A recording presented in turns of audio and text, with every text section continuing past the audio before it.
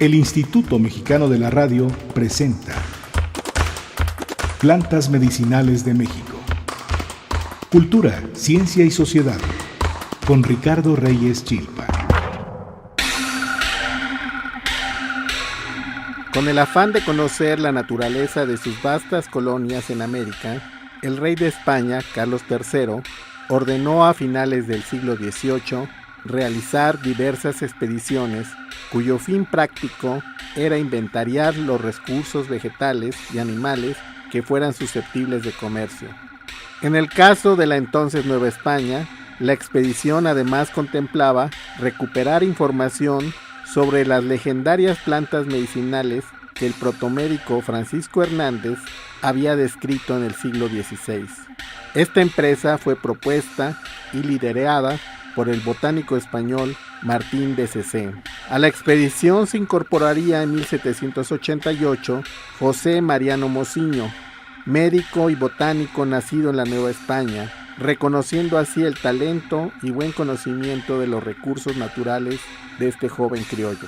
Los exploradores realizarían largos recorridos por lo que hoy es el territorio de México hasta alcanzar los rincones más remotos al norte del entonces Imperio Español. Sus viajes por la costa del Pacífico fueron legendarios, pues exploraron regiones que en aquel entonces eran desconocidas, colectaron valiosos materiales, nuevas especies de plantas y animales. ¿Quién fue Mariano Mociño? ¿Cuáles fueron sus aportaciones a la ciencia? Para responder a esta y otras preguntas contamos con nuestro invitado, Héctor Gómez Vázquez. Héctor es escritor, periodista, productor, guionista y documentalista. Es pionero del periodismo científico en México desde hace más de 3 décadas. Fundador de la primera página de ciencias en el periódico La Jornada en 1987. Ha publicado cientos de trabajos en los principales diarios como Reforma, Excelsior, El Financiero, El Universal y en revistas como Artes de México, Ciencia y Desarrollo, la revista de la Universidad Nacional, Casa del Tiempo de la UAM. Fue jefe de información de noticiarios de Radio UNAM y coordinador de divulgación en Cinvestav. Fue productor ejecutivo de la serie de televisión Revoluciones Científicas del Siglo XX. Y también es autor del libro Viaje Interminable de un Naturalista, ensayo biográfico de José Mariano Mociño y Lozada. Bienvenido, Héctor. Muchas gracias, Ricardo. Qué gusto verte y te agradezco que me hayas invitado a tu programa. Nuestro tema de hoy es José Mariano Mociño y la Real Expedición Botánica a la Nueva España. Pues bueno, queremos que nos platiques un poco de José Mariano Mociño y de esta Real Expedición. Y para empezar, pues, ¿por qué Carlos III ordenó hacer expediciones, no solo en México, sino en otros lugares? Si ya para entonces había, digamos, varias noticias y relatos, esto en el siglo XVIII, finales de 1700, ¿no? Bueno, esto responde a un interés más que nada comercial y por supuesto tras las leyes borbónicas que fueron publicadas alrededor de en 1757, en las cuales la corona española intenta reubicarse y reexplotar con una mejor administración los recursos naturales de la entonces Nueva España y de todos sus territorios de ultramar. Carlos III toma la determinación a partir de un interés, digamos, de una preocupación de Juan Bautista que pretendía recuperar lo que se perdió de la expedición de Francisco Hernández de 1571-1578. Junto a esta, digamos, influencia de Juan Bautista, también se conjuntó el interés de Martín de Cecé y Lacasta, entonces botánico de las primeras reformas que renovaron la enseñanza de la botánica en la España de entonces. Martín de Cecé y Lacasta determina proponerle al rey, algo así como Colón antes a los reyes isabelinos, a Isabel la Católica, 3 siglos antes, les propone hacer un estudio de los recursos naturales. De las riquezas. De la riqueza, claro, de la diversidad biológica que en ese entonces se sabía que prevalecía en los territorios de ultramar. Y esas dos, digamos, influencias determinaron que Carlos III tomara la determinación en 1787 de ordenar la Real Expedición de Botánica a la Nueva España. Pero si mal no recuerdo, Carlos III también era aficionado a la botánica y a las plantas, ¿no? Sí, incluso se le pintó, ¿no? Sin duda, él fue diría yo que uno de los pocos borbónicos que tuvieron un nivel cultural, digamos, de avanzada, ¿no? Después de él, Carlos IV pues, fue un desastre. Un burro. Exactamente, y Fernando VII igual, y los de hoy también. Tanto príncipe como el reycito pertenecen a esa casta de monarquía de una nobleza en decadencia. Pero Carlos III era ilustrado. Carlos III era ilustrado, incluso mantenía correspondencia con Linneo, nada más, ¿no? Ni nada menos. Con el fundador de la botánica moderna. Con el fundador de la botánica moderna, exactamente. Y bueno, ¿cómo era el ambiente en Europa y en México en esa época? O sea, estamos en un periodo de ilustración en Europa y en México. Bueno, hay que recordar que la influencia del movimiento ilustrado en el siglo XVIII tiene importantes implicaciones en la renovación de los planes de estudio de la Nueva España. Los ilustrados, tanto en México como en Francia y también en España, impulsan una serie de movimientos al peripato, es decir, a esta forma de enseñar las ciencias aristotélica, exactamente, hacerla a un lado, ¿no? O sea, no era posible explicar los fenómenos de la naturaleza ni la diversidad de la naturaleza con una forma de pensar autoritaria. Entonces surge, evidentemente, en Suecia, el Linnaeus, y junto a él surge una serie de pensadores que renuevan la forma de hacer ciencias. A eso se le llama el movimiento ilustrado. Por supuesto, también sostenido por una filosofía nueva, ¿no? Y en México también había ilustrados, Carlos de Sigüenza. Bueno, Carlos de Sigüenza es anterior a Mociño. Diría yo que Mociño, José Mariano Mociño, quien es su principal cómplice y maestro en algún caso, es el gran periodista científico que es José Antonio de Alzate y Ramírez.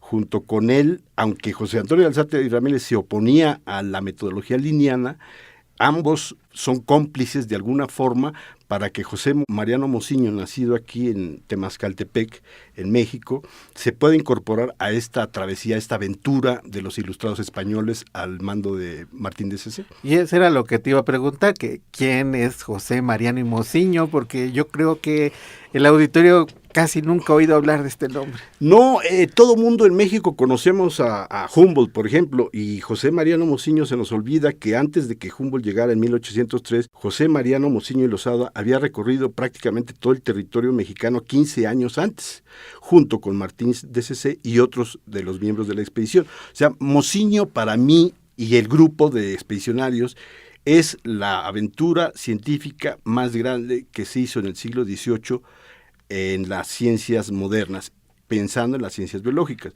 Y Mociño, aunque algunos piensen que hay otros posteriores, para mí es el fundador de las ciencias biológicas modernas en México, es decir, hacer a un lado al peripato e imponer una visión nueva, renovadora de la naturaleza entonces novohispana y ahora mexicana. Pero si nos puedes abundar un poquito más, ¿dónde nació? ¿Quiénes eran sus padres? ¿Era mestizo, Mociño, indio, criollo? No, Mociño es hijo de, dice su acta de nacimiento, acta bautismal, no de nacimiento porque el registro civil no existía hasta con Benito Juárez. Exactamente. Entonces Mociño era hijo de cristianos viejos sin mancha, sin mezcla en la sangre ni infamia en linaje. Él se supone, yo digo en el trabajo que tú citaste, que Mociño yo creo que nació en 1757. Muchos autores lo adjudican que nació en septiembre, que es cuando lo llevan a bautizar. Pero es imposible que un niño en ese entonces lo lleves a bautizar una semana después de nacido. En fin, él nació en 1757 y murió en 1820. José Mariano Mociño y Losada nace en Temascaltepec, ahí a la vuelta de Chalma, cerquita tras del volcán de Nevado de Toluca, y crece en un ambiente natural exuberantemente rico, ¿no? O sea, toda la fauna y flora semitropical que prevalece en estas montañas, no sé si conozcas, Ricardo, pero sí, es una zona exuberantemente rica en flora y fauna. Ahí nació, estudió en la Pontificia Universidad de México, iba a ser sacerdote. Ahora sí que bendita laicidad, no fue sacerdote, se enamoró de chamaco, ¿no? Como a los 17, 18 años se enamoró de una morenita oaxaqueña y dejó el presbiterio a dónde iba, ¿no?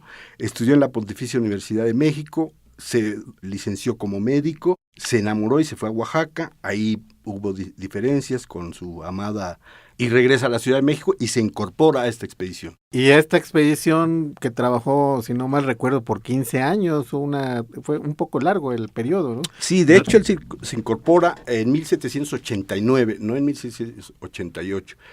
Y termina en 1803 la expedición, es decir, las rutas que siguieron hasta Punta Nutco y Vancouver, la frontera de Costa Rica con Nicaragua. Sí, ¿por qué no nos cuentas desde a dónde hasta dónde abarcó? Híjole, pues es que en realidad, si nos damos cuenta, las primeras expediciones en las que no participó Mociño fueron aquí a los alrededores de la Ciudad de México, Xochimilco, Cuernavaca, Popocatépetl. el Popocatépetl y toda esta zona de Cuernavaca, digamos de Morelos, y después ya cuando se incorpora Mociño, él forma parte, diríamos, de las más largas, extensas, prolongadas y ricas colectas de plantas, y no solo plantas, sino precisamente Mociño es el gran naturalista mexicano de todos los tiempos. O sea, no hay otro naturalista nacido en México que haya participado en la enorme cantidad de trabajos botánicos, etnobiológicos, etnohistoriográficos, vulcanológicos, epidemiológicos o epidémicos, y entre otros trabajos. O sea, Mociño en realidad es un sabio. Es el antecedente, diríamos, de la nueva biología que surgirá después de que él murió. Mociño hace contribuciones al tratamiento de epidemias en Veracruz, en la Ciudad de México, y también en Écija, en España. Y también Mociño hace un trabajo extraordinariamente de antropología social en Nootka, lo que hoy es cerquita ahí a la vuelta de Vancouver, en Canadá.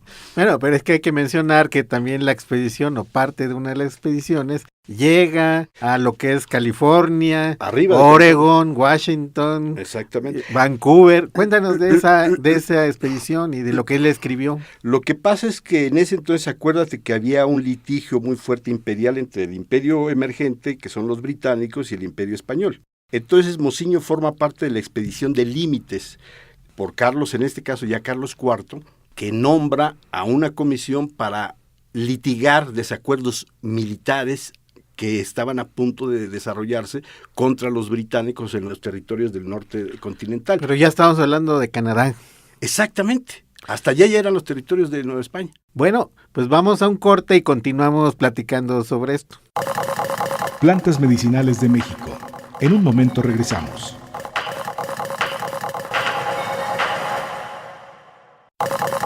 Ya estamos de regreso en Plantas Medicinales de México con Ricardo Reyes Chilpa.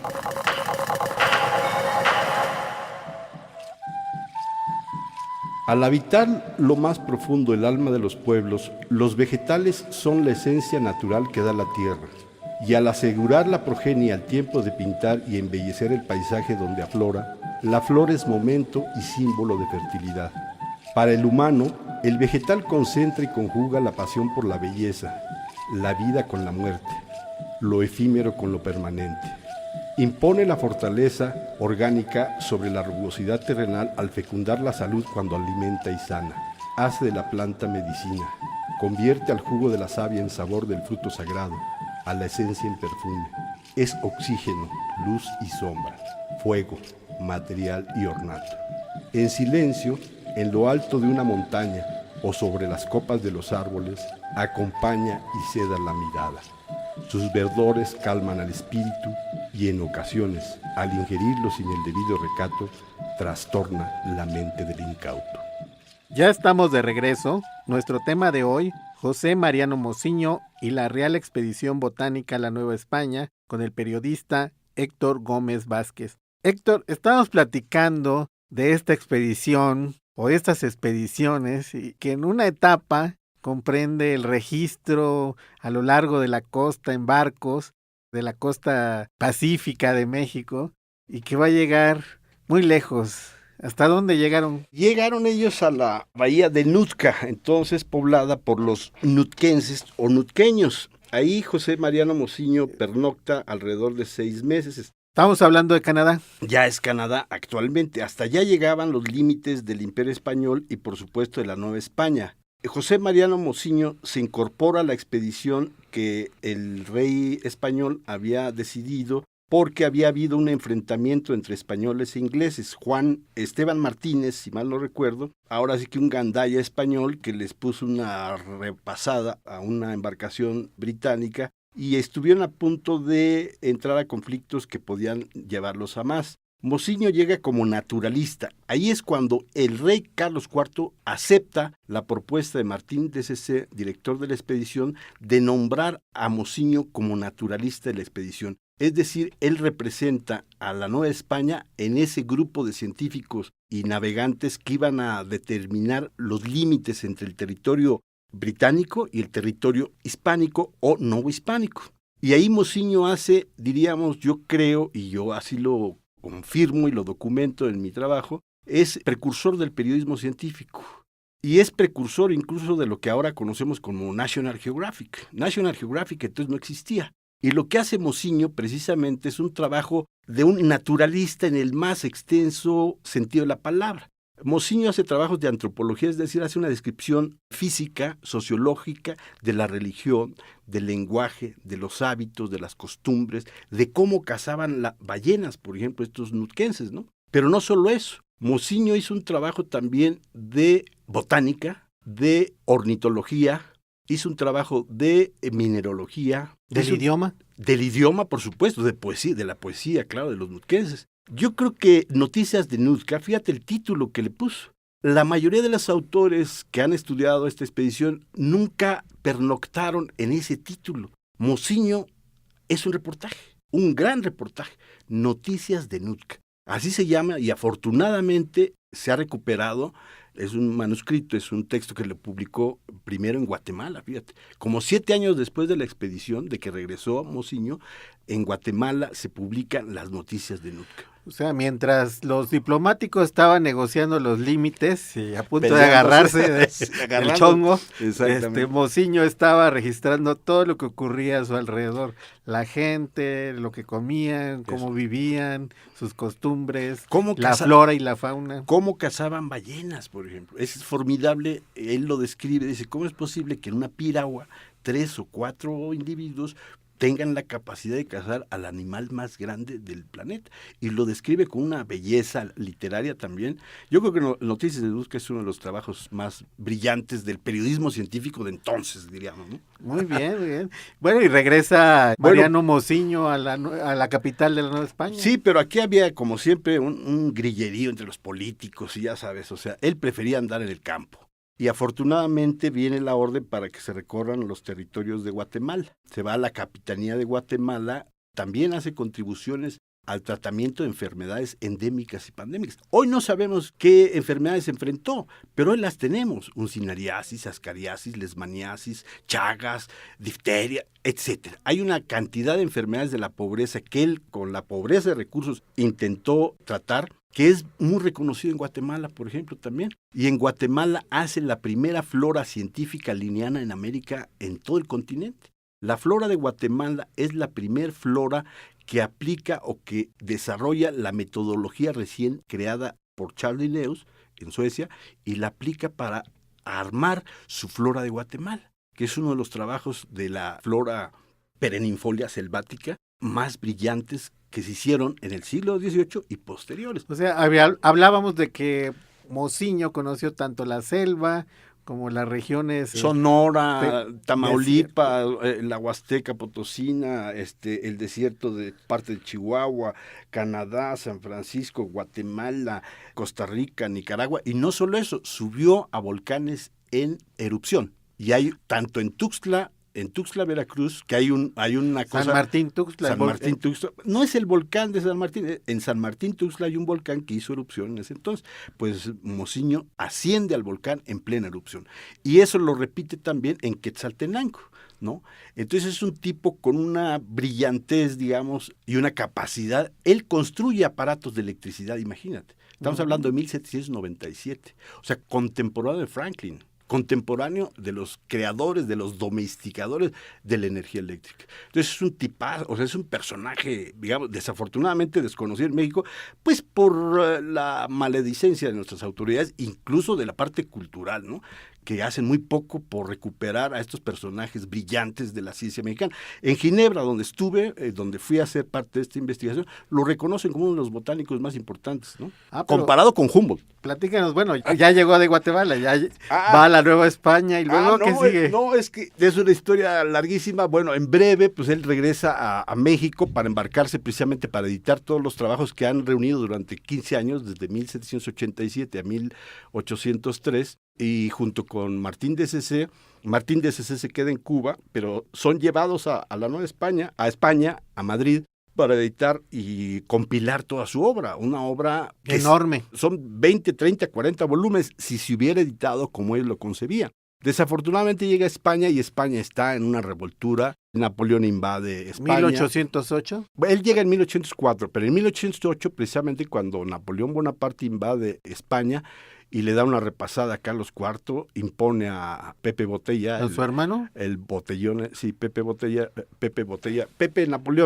Bonaparte, lo impone como rey de España. Mociño, Martín de Cecé, que son los editores, los que van a editar, pues se encuentran en penurias, como buena parte de las penurias que pasaron acá, pero dice Mociño que nunca había tenido penurias tan fuertes durante los 15 años como ahora que están en España, en Madrid. Entonces ahí, desafortunadamente, les pasan todas las tragedias del mundo. Muere Martín de Cecé, Mociño se queda al cargo. Es una revoltura, realmente, es una tragedia. Mociño es acusado de ser pro-bonapartista, es encarcelado. Fíjate, después de haber curado en Écija, en España, cuando está la peste de fiebre amarilla, el rey Carlos IV lo manda a tratar esta epidemia donde hay cientos de muertos en Écija.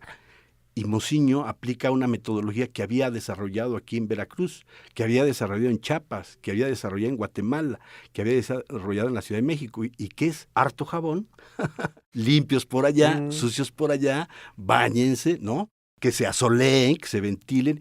Y una cosa que es trascendente para la medicina medieval que prevalecía en Europa es quitar sangrías, quitar vomitivos, harta agüita y también quitar lo que era las sangrías, que era una barbarie, pues.